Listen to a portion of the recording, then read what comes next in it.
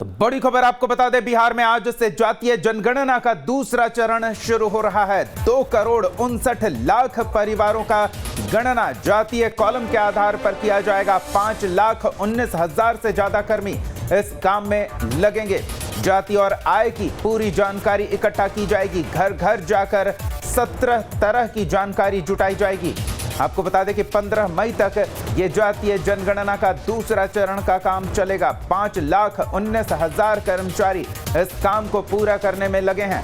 घर घर जाकर 17 तरह की नई जानकारियां जुटाई जाएंगी। 15 मई तक इस काम को पूरा किया जाएगा।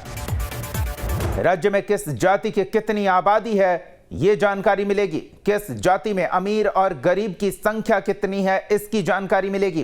किसके पास जमीन जायदाद की हिस्सेदारी कितनी है, गणना में इसकी भी जानकारी होगी। सरकारी नौकरी में किसकी हिस्सेदारी कितनी है, यह भी आंकड़ा सामने आएगा। निजी व्यवसाय या रोजगार में किसकी कितनी हिस्सेदारी है, कितनी भागीदारी है, किस वर्ग में शिक्षा का क्या स्तर है, यह भी स्पष्ट होगा। उच्च शिक्षा के दर को लेकर अलग अलग वर्गों में क्या स्थिति है, साक्षरता दर में कौन सा वर्ग आगे पीछे, इससे संबंधित पूरी जानकारी मिलेगी। किस समाज के कितने लोग दूसरे राज्य या दूसरे जगह पर रह रहे हैं, पलायन से जुड़ी समस्या, सदस्यों का पूरा नाम, 18 सवाल पूछे जाएंगे, पिता या पति का नाम। तो ये सभी कॉलम्स भरे जाएंगे। परिवार के मालिक से संबंध, आयु की जानकारी दर्ज की जाएगी।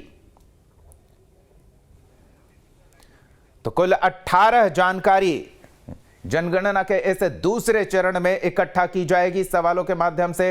और सहयोगी रितेश हमारे साथ जुड़ रहे हैं, सीधे पटना का रुख करते हैं और सहयोगी से जानते हैं कि दूसरे चरण में गणगणना के काम को लेकर किस तरह की तैयारी है, क्या माहौल देखने को मिल रहा है।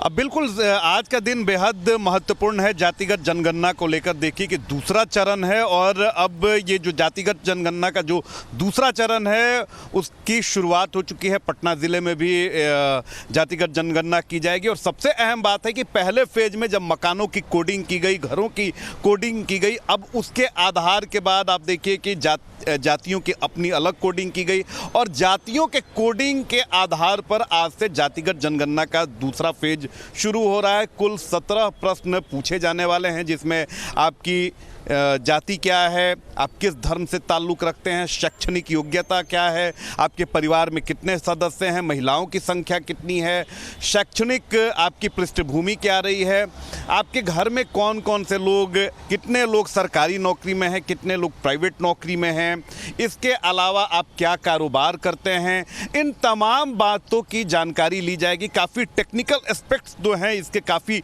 मजबूत हैं। इसके अलावा एक ऐप भी स्थानीय प्रशासन, जिला प्रशासन ने बनाया है और उस पर भी सारी जानकारी जो है वो समय के साथ अपलोड की जाएगी।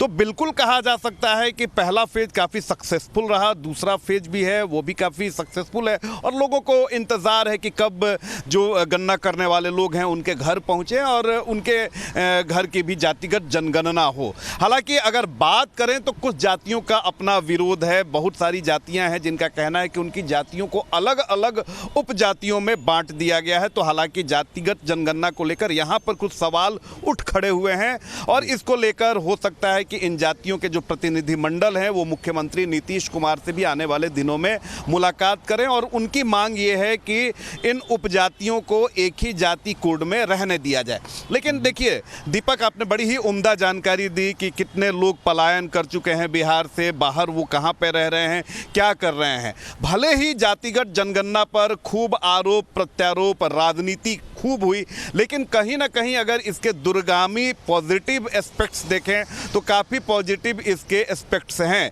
जहां पर बहुत सारी बिहार में ऐसी जातियां हैं जिनका दबदबा तो संख्या के रूप में है, लेकिन कहीं ना कहीं वो आर्थिक रूप से भी कमज़ोर हैं, वो शैक्षणिक रूप से भी कमज़ोर हैं और समाज में जो उनकी हिस्सेदारी या सहभागिता होनी चाहिए उस तरह की सहभागिता नहीं है। जाहिर सी बात है कि जब ये कास्ट सेंसस होगा तो उन जातियों की असल जो उनकी उनकी संख्या है, उनकी शैक्षणिक पृष्ठभूमि क्या है, आर्थिक तौर पर वो कितने पिछड़े हुए हैं, ये सारी बातें जब सरकार को मिलेंगी, उन जाति के लोगों को जब ये बात मिलेगी, इसकी जानकारी मिलेगी, तो जाहिर सी बात है कि उस जाति के उत्थान के लिए सरकार कुछ विशेष पहल कर सकती है, कुछ विशेष रणनीति बना सकती है। सबसे बड़ी बात है कि हमने जो जानकारी ली है उसके अनुसार महिला सशक्तिकरण जो मुख्यमंत्री नीतीश कुमार की यूएसपी हुआ करती है, उसको लेकर भी जातिगत जनगणना में विशेष प्रावधान तय किया गया है कि किस घर में महिलाएं कितनी हैं, उनकी शैक्षणिक पृष्ठभूमि क्या है, कितनी शिक्षित हैं वो, रोजगार को लेकर महिलाएं कितनी आगे बढ़ी हैं। अगर पिछले 15 साल में मुख्यमंत्री नीतीश कुमार के शासनकाल को देखें तो महिला सशक्तिकरण को लेकर काफ़ी सारी योजनाएं बनाई गई हैं और वो धरातल पर दिखती भी हैं। तो महिला इन 15 साल में कितनी सशक्त हुई, उसकी समाज में कितनी भागीदारी है और उसे और कितना सशक्त बनाना है, इस बात पर भी जो जातिगत जनगणना के जो कर्मी हैं उस बात का पूरा ख्याल रखेंगे। तो बिल्कुल कहा जा सकता है कि आज का दिन महत्वपूर्ण है और महत्वपूर्ण इस मायने में भी है कि मुख्यमंत्री नीतीश कुमार खुद आज जो जातिगत जनगणना करने वाले कर्मी हैं उनके पैतृक आवास बख्तियारपुर में वो पहुंचेंगे और मुख्यमंत्री उनके एक एक सवाल का जवाब देंगे। बिल्कुल रितेश, ये सब